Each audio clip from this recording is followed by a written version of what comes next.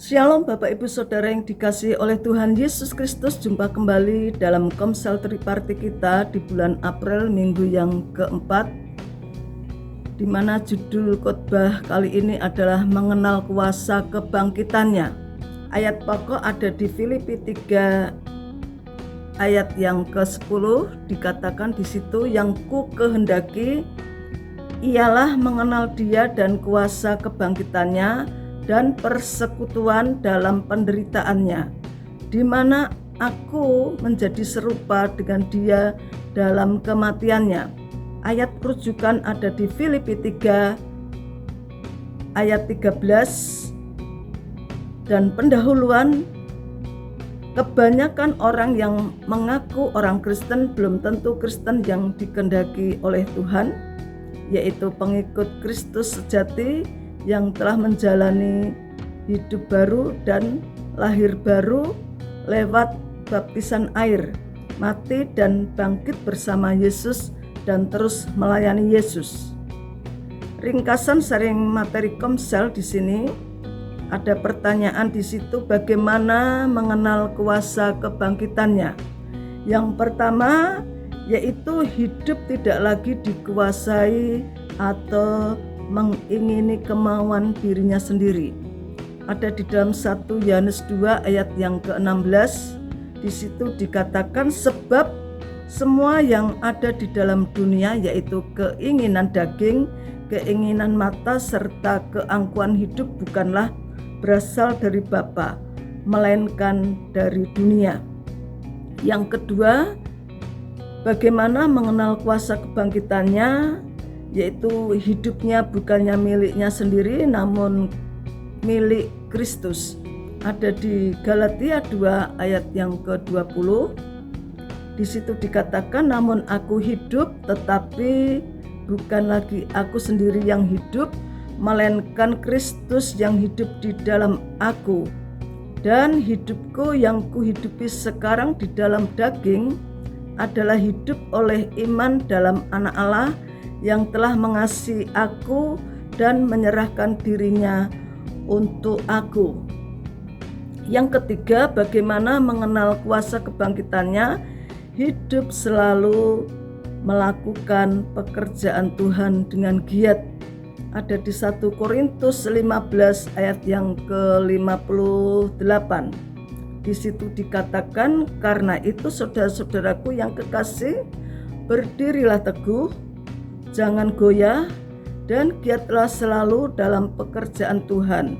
Sebab kamu tahu bahwa dalam persekutuan dengan Tuhan, jerih payahmu tidak sia-sia. Sekarang pesan yang harus dilakukan yaitu sadarilah bahwa hidup itu singkat, lakukan yang baik di atas rata-rata. Berkat jika melakukan, maka Tuhan memberikan rancangan yang indah di dalam hidupmu.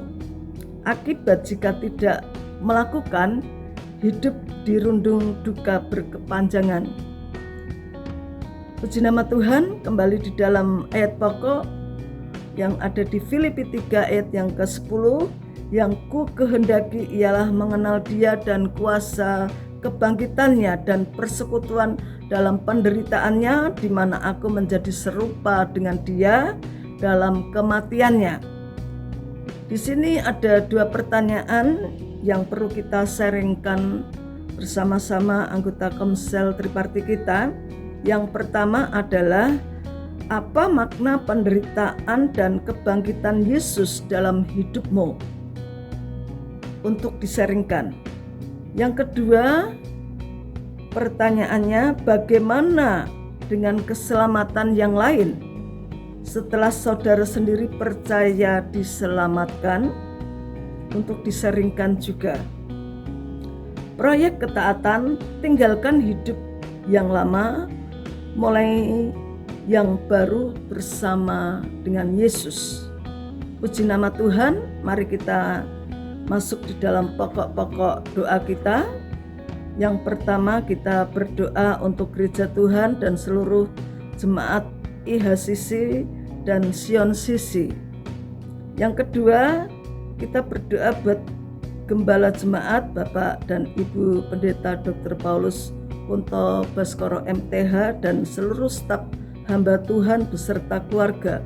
Yang ketiga, kita berdoa buat pemerintahan bangsa Indonesia dan Kota Semarang.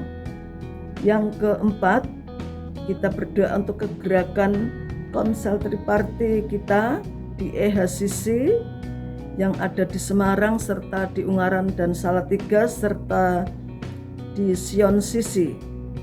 Mari kita berdoa buat keluarga yang ditempati untuk kita berkomsel triparti pada saat ini.